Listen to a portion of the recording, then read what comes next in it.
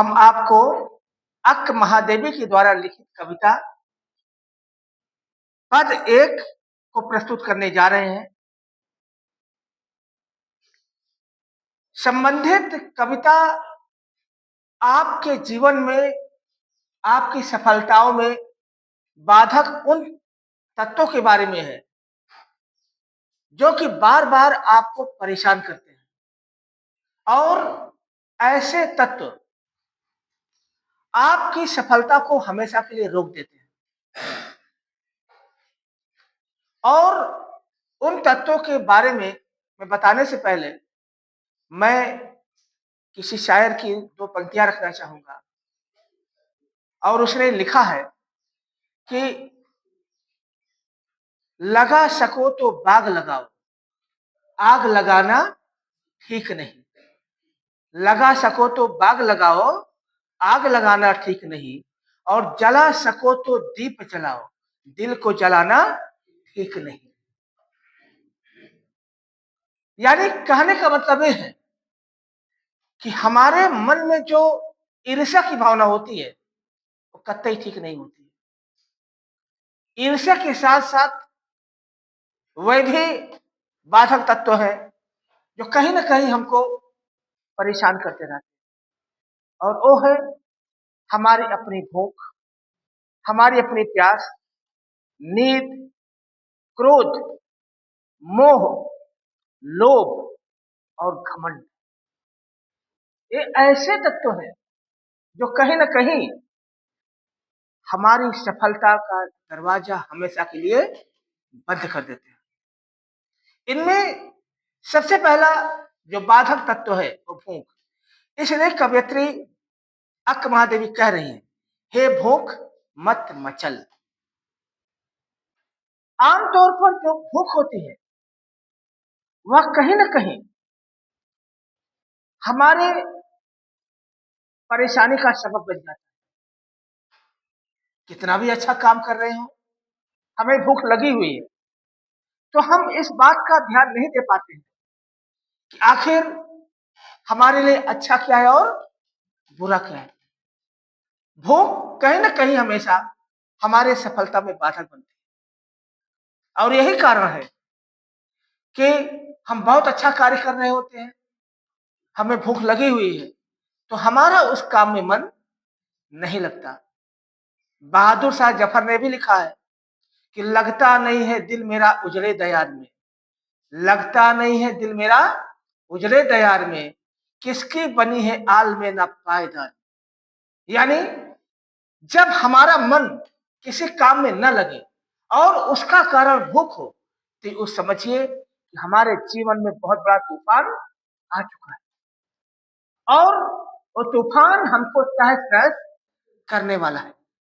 और ये सिर्फ आगाज ही नहीं है, सिर्फ जीने का एक अंदाज है। अगर आपने इस आगाज को नहीं समझा, इस अंदाज को नहीं समझा, तो ये समझ लीजिए लाइफ आपकी चौपट होने वाली है और लाइफ में आपके लिए अब कुछ बचा ही नहीं है। और यदि बचने का रास्ता आपको ढूंढना है, तो उन तत्वों की तलाश करनी होगी जो हमें परेशान करती है और उनमें दूसरा तत्व है नींद। नींद से ज्यादा वाकिफ आपसे और कौन हो सकता है। आप रात में 2 बजे सोते हैं, 1 बजे सोते हैं और सुबह जब आपको भाई साहब ये कहा जाता है कि अब पीटी में जाना है, तो ये समझ लीजिए इतना क्रोध आता है कि आप क्रोध को पीत हो जाते हैं। लेकिन आप पीटी में कैसे पहुँचते हो हम देखते हैं, यहाँ पर, वहाँ पर। पता चला अरावली गायब, कितने बच्चे नहीं है? पूरे नहीं है, आधे नहीं। नीलगिरी गायब, कितने बच्चे नहीं है? कोई नहीं आया। और वहाँ प्राचार्य महोदय डंडे पीट-पीट करके आपका जो है दम निकालते रहते हैं। तो आप लेट आए, पता चला अराउंड बेटा 4 राउंड 4 राउंड दौड़ रहे हैं यार। गलती क्या है हमारी? होमवर्क मिला था हमें, हम 4 बजे तक जगे हैं यार, 2 बजे तक। सो ही गए तो कौन सा गुनाह कर दिए? तो यहाँ पर नींद ऐसी बला होती है। नींद अगर आपकी कंप्लीट नहीं है 6 घंटे, तो आपका किसी काम में मन नहीं लगेगा। आप यहाँ पर सोते हुए नजर आएंगे। हम आपसे कितना भी कहें बेटा सीसीटीवी कैमरा है, वो आपको देख लेगा। लेकिन नहीं, नींद लगी है तो कैमरा जाए भाड़ में, हमारी पहले नींद पूरी होनी चाहिए। इसलिए जो नींद है वह 6 घंटे की अवश्य होनी चाहिए, जैसा कि साइंटिफिक रिसर्च है। और अगर आपने इस नींद पर कंट्रोल नहीं किया तो समझ लीजिए कि आपके जीवन में तूफान ही नहीं, आपके जीवन में सुनामी आने वाली है। तो नींद बहुत बड़ा बाधक तत्व है आपकी सफलता का और आपके जीवन को जो है एक नए रास्ते पर पहुंचाने का। तो उस नींद को आपको कंट्रोल में रखना होगा। उस नींद के साथ अपने आप को जो है एक समझौता करना होगा। भाई जैसे होता क्या है, इस इलाके में सांप बहुत है, आप सांप को मारोगे तो सांप क्या करेगा, आपको मारेगा। इसलिए भैया भलाई इसी में है कि हम सांप के साथ ही रहें। तुम यार अपने घर में रहो, अपने घर में रहे, काहे को हम जो है क्या नाम है मार काट मचाए। तो नींद ही ऐसा है। वो गाना नहीं है, वो आपका आमिर खान का फिल्म है दिल, जो है मुझे नींद ना आए मुझे चैन ना आए, याद आ रहा है गाना वो? कोई जाए जरा ढूंढ के लाए, न जाने कहा दिल खो गया। तो दिल क्यों खो गया? क्योंकि हमें नींद नहीं आ रही है। और जब नींद नहीं आती है तो ये समझ लीजिए कि आपके जीवन में, मैं दोबारा करना चाहता हूं, बहुत बड़ी सुनामी आ चुकी है। इसलिए नींद का पूरा होना बहुत बहुत बहुत जरूरी है। वही नहीं, जीना अगर जरूरी है तो पीना बहुत जरूरी है। तो पीने का मतलब सिर्फ वही नहीं है तो जो आप समझ रहे हो। पीने का मतलब होता है अपने जज्बातों को, अपनी खुशियों को पी जाना। किस लिए? क्योंकि आपको सफलता प्राप्त करनी है। तो नींद पर कंट्रोल करो, कहना तो आसान है लेकिन करना बड़ा कठिन है। जैसे आपसे कहा जाए सुबह 4 बजे उठने से रूटीन सही होता है, आप ऐसा सबको 4 बजे जगा दिया जाए, भाई साहब इतनी बददुआएं दोगे, इतनी गालियां देगा कि झोली नहीं समाएगी कि यार 4 बजे फालतू में उठा दिया, फिर 1 बजे सोए 4 बजे उठा दिया। होता यही है। तो नींद जो होती है वह वास्तव में आपके लिए बहुत बड़ी बाधक होती है और नींद पर कंट्रोल होना बहुत जरूरी होता है। और नींद के साथ साथ जो तीसरा तत्व है क्रोध। क्रोध की जो अग्नि होती है बेटा ना, वो आपकी जो है कह सकते हैं जंगल की आग से भयानक होती है। जब आपको गुस्सा आता है अभी मैं जो है तहस नहस कर दूंगा। जब क्रोध आता है ना तो उस क्रोध में आपकी जुबान से कौन कौन से अल्फाज निकलते हैं आपको खुद भी नहीं पता होता। और क्रोध जो होता है वह आपके सबसे पहले विवेक शक्ति को समाप्त कर देता है। और ऐसे में जब आपको गुस्सा आता है तो आप ये नहीं देखते हो कि आपके सामने आपकी कौन है, आपकी मम्मी है कि आपके पापा है, बड़े भाई है, चाचा है, ताऊ है, कुछ भी नहीं समझ में आता। यहाँ तक कि आलम यहाँ तक हो जाता है कि आप अपने सफलता के अंतिम पायदान पर होते हो, लेकिन अपने क्रोध के कारण, खासकर उस इंटरव्यू में आपको इरिटेट करने के लिए एग्जामिनर आपसे वहां पर इंटरव्यू बोर्ड का सदस्य प्रश्न पूछता है कि आखिर ये बताओ, आपसे इतना ही पूछ लिया, सिर्फ इतना ही पूछ लिया इंटरव्यू में कि अच्छा ये बताइए कि आप जो है आईपीएस बन जाएंगे, आईपीएस बनने के बाद अगर जो है आपके घर पर बहुत बड़ा डकैत आता है और आपको पीछा शुरू कर देता है तो आप क्या करें? तो कुछ तो ऐसे क्रोध में आ जाएंगे, हाँ मैं उसे ही पीट डालूंगा। तो आपका जो क्रोध होता है वो बड़ा नुकसानदायक होता है। इसलिए क्रोध पर कंट्रोल करना बहुत ही जरूरी होता है। नारद जी को भी क्रोध आया था। पता है कब क्रोध आया था? जब भगवान विष्णु अपने जो है शेष सैया पर लेटे हुए थे, तो जो है उन्होंने भगवान विष्णु से वरदान मांगा था कि हमारा घर बस जाए। और आप कहानी बाद में बताएंगे, उसका पूरा सारांश ये है कि जब उनकी इच्छा नहीं पूरी हुई, जब उनको कन्या ने वरण नहीं किया, तो उन्होंने क्रोध में आकर के भगवान विष्णु को श्राप दे डाला कि जिस तरह मेरी गृहस्थी नहीं बसी, तुम्हारी भी गृहस्थी नहीं बसेगी, तुम्हारी भी घर गृहस्थी उजड़ जाएगी। तो इस तरीके से देखा जाए तो क्रोध बेटा बहुत खतरनाक है। Control your angriness. अगर आपने अपने गुस्से पर कंट्रोल नहीं किया तो ये समझ लीजिए कि आपका सुनामी, आपका तूफान कहीं बहुत सरहद को पार कर चुका है और आपका विनाश तय है। इसलिए क्रोध पर कंट्रोल करना बहुत ही जरूरी है। इसलिए यहाँ पर अक्कमादेवी कह रही है, क्रोध मचा मत उथल पुथल। तुम मुझे क्यों उथल पुथल कर रहे हो यार? मेरी लाइफ वैसे ही डिस्टर्ब है और तुम आकर के हमारे जीवन को तहस नहस किए जा रहे हो। मत करो क्या क्रोध, क्योंकि हमें अगर गुस्सा आ गया तो ये समझ लीजिए कि परशुराम भी इस क्रोध को नहीं रोक पाएंगे। परशुराम से हम टक्कर लेंगे, क्योंकि आपको याद है परशुराम को क्रोध कब आया था? जब धनुष भंग के पश्चात लक्ष्मण ने उनको क्रोध दिलाया था। तो क्रोध में आप कैसी कैसी बातें बोल जाते हो, शायद आपको इस बात का एहसास नहीं होता है। So control your angriness, I am saying again and again. अक्क महादेवी भी कह रही है। और अगला विनाशकारी तत्व है लोभ। लोभ का मतलब होता है लालच। लालच बुरी बला है, किसी ने कहा है। कह रही है कि लोभ मत ललचा, क्योंकि अगर आपको लोभ हो गया, लालच आ गई, तो ये समझ लीजिए कि आप जो है अपने आप को नियंत्रित नहीं कर सकते। कबीरदास ने भी लिखा है कि जो है कि देख पराई चुपड़ी मत ललचावे जी। अगर किसी की घी चपड़ी रोटी आपके सामने आ गई है तो अपने जी को मत ललचाओ, क्योंकि लालच अच्छी बात नहीं होती है। लालच में आकर के आप बहुत बुरे से बुरे काम कर जाते हो। आपके मन में लालच आ गया कि नहीं, ये जो टॉपर है हमारे क्लास का, उसको हमें नीचा दिखाना है। आपने क्या किया? उसकी कॉपी चुरा ली। वो बेचारा परेशान है, किसने मेरे नोट्स चुरा लिया, किसने कॉपी चुरा ली। कारण क्या है? कि आपको नंबर की लालच है, उससे टक्कर देने की लालच है। और यही कारण है कि आपने जो है ध्यान नहीं दिया कि आपको क्या करना है, क्या नहीं करना है। और लालच में आकर के आपने उसका बुरा तो कर दिया, लेकिन ये समझ लीजिए कि आपने उसको परेशान करने के लिए अपने को कितना परेशान किया। याद रखिए कि किसी को परेशान करने का आसान नहीं होता है। किसी को परेशान करने से पहले खुद को बड़ा परेशान करना पड़ता है, तब जाकर के कोई परेशान होता है। लेकिन इस बात की कोई गारंटी नहीं है कि आपने जिसको परेशान करने का कोशिश की है वो परेशान होगा कि नहीं होगा, इट इज नो गारंटी। लेकिन आप परेशान हो जाते हो, दिमाग आपका खराब हो जाता है। और ऐसे में कभी कभार यहाँ तक भी होता है कि आप अपने आप को संतुलित नहीं कर पाते। तो लालच नहीं करना चाहिए, क्योंकि अगर आपने लालच किया तो कहानी जो है एक, क्या नाम है, एक लोमड़ी थी। और लोमड़ी जो है अंगूर खाना चाहती थी, बार बार उछल रही है और जो है वो अंगूर तक नहीं पहुंच पा रही है। तो क्या उसने जुमला दिया? अंगूर खट्टे हैं। तो जाहिर सी बात है कि आप लालच मत करो, क्योंकि अगर आप लालच करोगे तो ये समझ लीजिए कि आपके ऊपर बहुत बड़ी मुसीबत आने वाली है।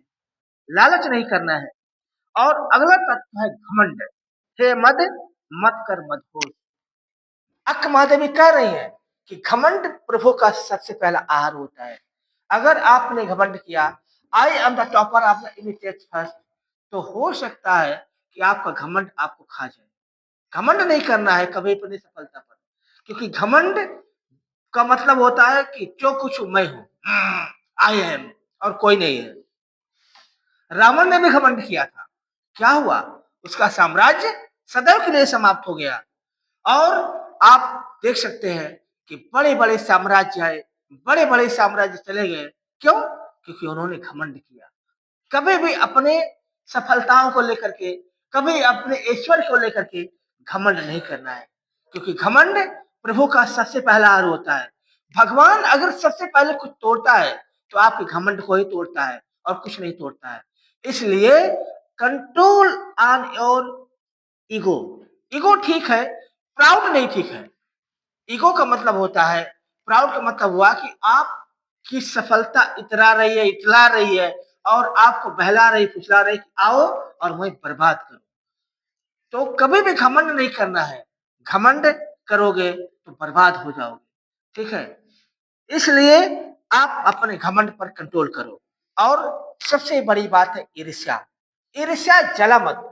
अगर आपने ईर्ष्या की तो ये समझ लीजिए कि आप समाप्त हो गए। आपस में दोस्ती में ईर्ष्या होती है।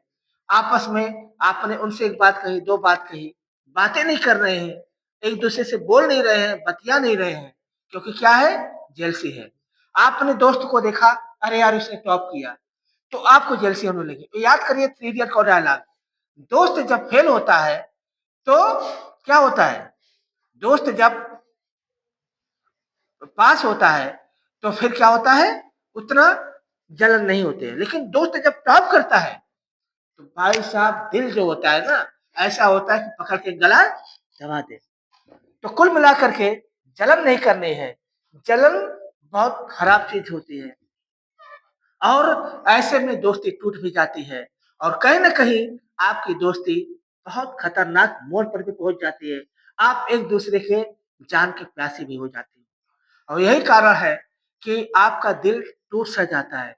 इसलिए किसी शायर ने कहा है कि टूटा कहर जो अपनों का दिल तार हो गया, टूटा कहर जो अपनों का दिल तार हो गया, और जो दोस्त मेरा अपना था गद्दार हो गया। तो कहने का मतलब यह है कि आप गद्दारी मत करो, वफाई रखो, और अपनी दोस्ती को संभाल करके रखो, और सबसे बड़ी बात यह है कि आप जेलसी मत करो। जलन बड़ी खराब चीज होती है। मैं क्राइम पेट्रोल में देख रहा था कि दो बुरी महिलाएं थी, बहुत अच्छी दोस्ती थी, पता नहीं क्या हुआ कि हरियाणा की घटना है, हरियाणा की घटना है, शायद रोहतक की घटना है, करेक्ट रोहतक की घटना है। दोनों आपस में बहुत अच्छा साथ रहती है, दोनों विधवाएं हैं, साथ रहती है, लेकिन क्या होता है, एक विधवा ने अपने गहने दिखा दिए, और पहली महिला को जलन हुआ, और उसने लोटा लिया और लोटे से लेकर के एक लोटा मार दिया, उसको मर गई तुरंत। तो जेलसी बड़ी खराब चीज होती, बड़ी कुत्ती चीज होती है जेलसी, इसलिए जेलसी कभी नहीं करनी है। अगर आपने जेलसी की तो आपकी बर्बादी तय है, और आपको कोई बचा नहीं सकता है। और सबसे बड़ी बात यह है कि इन सब से बचना है, लेकिन सबसे बड़ी जो तुम्हें चांस मिल रहा है, अपॉर्चुनिटी मिल रही है, इसको तुम यूटिलाइज, ओ चराचर मत चूक अवसर, तुम्हें जो अपॉर्चुनिटी मिल रही है, जो तुम्हें मौका मिल रहा है, तुम उसको रिफ्यूज मत करो। सबसे पहले जो तुम्हें मिल रहा है, पहले तुम उसे एक्सेप्ट करो, बाद में जो मिलेगा देखा जाएगा, उसे स्वीकार करो। जो कुछ आपके पास है उसमें तुम खुश रहने की कोशिश करो, और इतना खुश रहो कि जो है दूसरे वाला देख करके इतना खुश हो जाए कि उससे बड़ी खुशी और कोई हो ही ना। तो खुश रहने की कोशिश करो। मान लीजिए आपको मिल गया कि नाउ आपने कंपटीशन दिया, कंपटीशन में आपको मिल गया कि आप बैंक के जो है एक कैशियर हो जाते हो, तो आप सबसे पहले you should be join that post, उसको ज्वाइन करो। बाद में आपका टारगेट है नहीं यार मुझे कलेक्टर ही बनना है, आईएएस ही बनना है, हम नहीं ज्वाइन करेंगे, ऐसा नहीं करना है। पहले जो मिल रहा है उसको ज्वाइन करो, फिर तैयारी करते रहो, उसके बाद आप जो है सिविल सर्विसेज बिट करो। तो जो अवसर मिल रहा है उसको यूटिलाइज करो। आप सब कॉमर्स में हो तो कॉमर्स को यूटिलाइज करो, लेकिन इस बात का ध्यान रखो कि जो है कि आप मत सोचो अरे यार हमें साइंस नहीं मिला, हम पता नहीं क्या पहाड़ तोड़ देते, कुछ नहीं। आप जो भी करो अपना टॉप क्लास का करो, घास भी छीलो तो टॉप क्लास की घास छीलो, ऐसे घास छीलो कि America will give the proposal to you, sir come in my country and make the laundry for us, ऐसे घास छीलो। आपका मन मान लीजिए हो गया हमें नाले में गिरना है, गिर जाओ यार कोई दिक्कत नहीं, बढ़िया से लेट जाओ नाले में, बट उस नाले में गिरने के पश्चात आप कुछ ऐसा एडवेंचर करो, कुछ ऐसे डिस्कवरी करो कि वर्ल्ड जो है आपसे सबक ले कि जो है आप दुनिया में बहुत कुछ कर सकते हो। कुछ एडवेंचर करो, कुछ उसमें होना चाहिए। मान लीजिए आपको हमें डकैती करनी, करो डकैती, जाओ किसी घर में करो, बट डकैती करने का कुछ ऐसा हुनर डेवलप करो कि अगर कोई बहुत बड़ा हुजूम देखे, हाँ यार डकैती ऐसी भी होती है, डकैती ऐसी भी होती है, तो वो डिस्कवरी होनी चाहिए। यानी जो करो टॉप क्लास का करो, टॉप क्लास से नीचे कोई बात मत करो, ठीक है। हो सकता है आज के दिन आपकी विचारधारा ना पसंद आए, लेकिन आने वाला वक्त आपका होगा। भाई भगत सिंह भी एक जमाने में आतंकवादी कहलाते थे, लेकिन बाद में वो क्रांतिकारी हुए, और एनसीईआरटी की किताबें 2014 तक को क्रांतिकारी आतंकवादी कहलाते थे।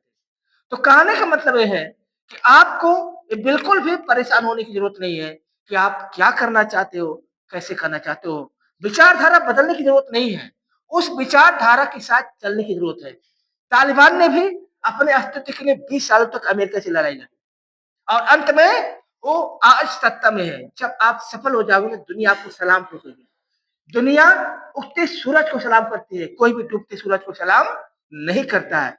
इसलिए जो अवसर आपको मिल रहा है, उस अवसर को यूटिलाइज करो, उस अवसर के साथ चलना सीखो।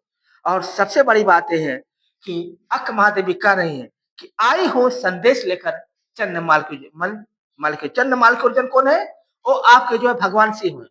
चंद्रमालिकार्जुन दक्षिण भारत में पूजनीय है और वो जो है भगवान के जो है कह सकते हैं वाराह अवतार माने जाते हैं। आपको पता है कि जब भगवान श्री कृष्ण ने कह दिया था कि जाइए अर्जुन, तुम पाशुपत का संधान करो, भगवान शिव की आराधना की, तपस्या उनकी पूरी होने वाली थी। अचानक भगवान शिव जो है बहेलिये के रूप में प्रकट होते हैं। एक सुअर घूम रहा है, सुकर, और उन्होंने देखा कि तो मेरा बाधा है और अर्जुन ने तुरंत तीर चलाया और उससे पहले उस बहेलिये का तीर आ गया।